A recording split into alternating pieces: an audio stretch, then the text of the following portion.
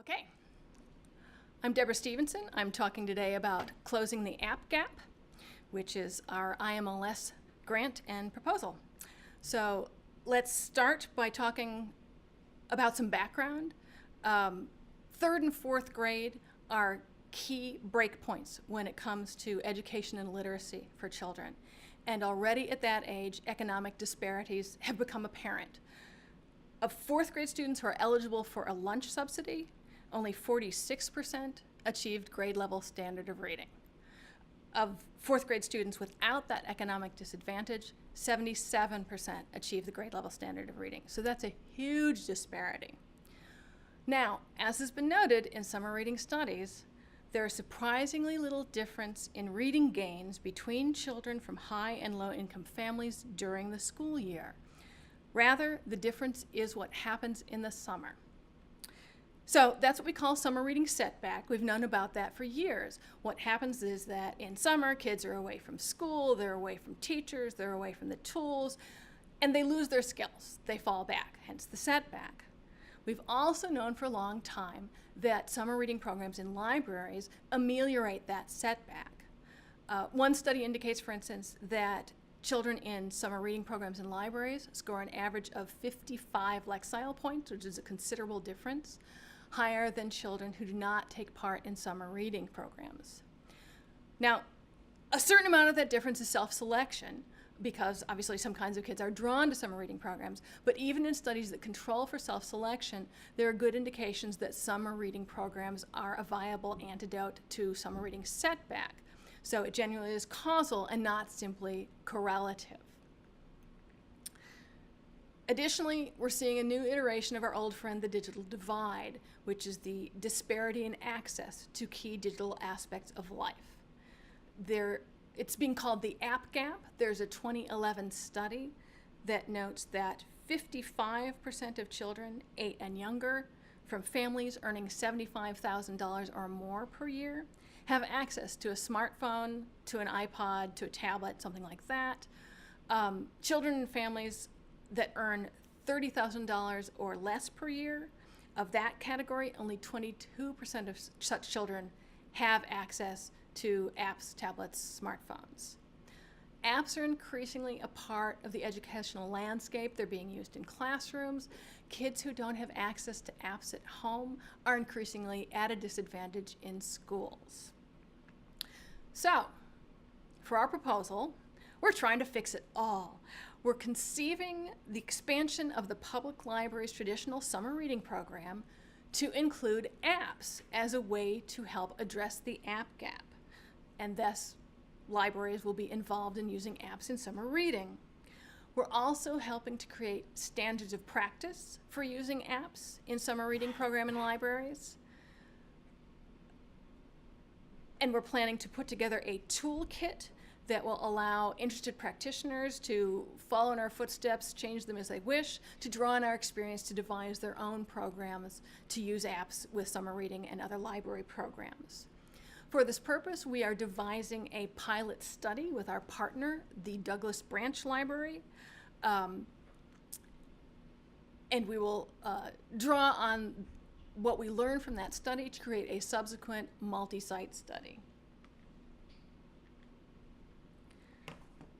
So the plan, which is basically what we've done until now, we started with collating existing research and existing practice by libraries, whether they're talking about putting it in scholarly journals, putting it on their website, putting it in practitioner journals, that give information about the value and the possibilities of using apps both for education and in libraries. This is work that's in its infancy, so there wasn't a whole lot of stuff to pull together, but we are going to include this information and these citations in our toolkit so that people who are interested in this work can follow up where we started from and see also additional possibilities and see some theoretical groundwork in this area. There's also the matter of reviews. App reviewing is a very fragmented world. I mean, we're all probably familiar with iTunes reviews and also how variable iTunes reviews can be. When it comes to apps for young people, there are some traditional review sources that were previously engaged and still engaged in reviewing books for children, like Hornbook or School Library Journal. There are also online review resources that are focusing more specifically on apps. So we assessed those review source possibilities and identified those, and again, we'll name those in our toolkit, that we felt were most useful to our purposes. And looking at those review resources, our goal was to identify 200 apps that we wanted to test further using criteria that we have 9 different points of criteria that include things like diverse representation, appeal to children, accuracy of content, educational relevance.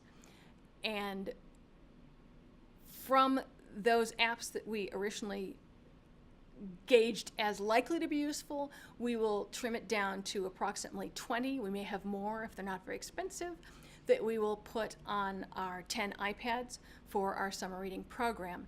Interestingly, we could not actually find a full 200 of viable apps based on their reviews. We're close to it, we're like 180 and 190, but we are not going to make our full slate because this is still an area where there's a terrific variability in the standards of what's being produced. Let's put it that way. So we are in the process of starting to trim down from our approximately 180, 190 to our final 20. And then we will go on and start with our pilot study over at the Douglas branch. The Douglas branch is a longtime partner of GISLIS in many activities. They serve a population that is preponderantly low income and minority. We have 2 major considerations.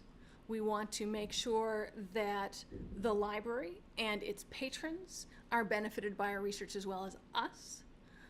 We also want to make sure that the community is included in this as much as possible and as they wish to. So for instance, we are starting next week with a community meeting, which of course will serve pizza because all such events do, where we will invite the community to ask questions and also to give us insights and advice that they think might be relevant to the successful completion of our program.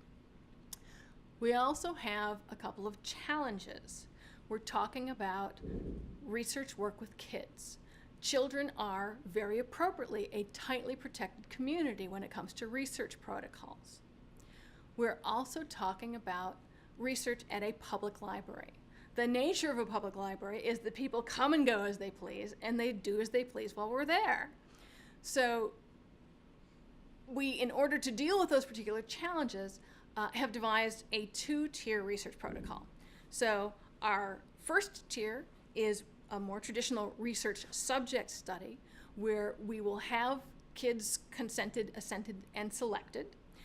They will be allowed to self-pseudonymize. They can pick a superhero name, and that's how we will classify them. And those kids will participate in the program, and they will also be subject to pre- and post-tests before and after the summer reading program. Our second tier is a more traditional observation. We will collect no identifiable data in that part of it. We will instead draw on more traditional summer reading data, things like number of participants, number of inquiries, interest level in the programs, and other measurements of summer reading success that have applied to programming in library history.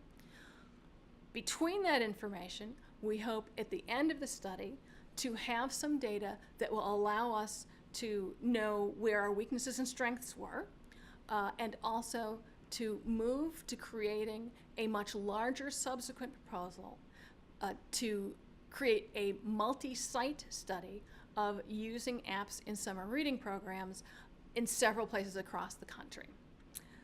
And hopefully that will be doing our little bit to redress the app gap and the digital divide and get kids into libraries in the summer.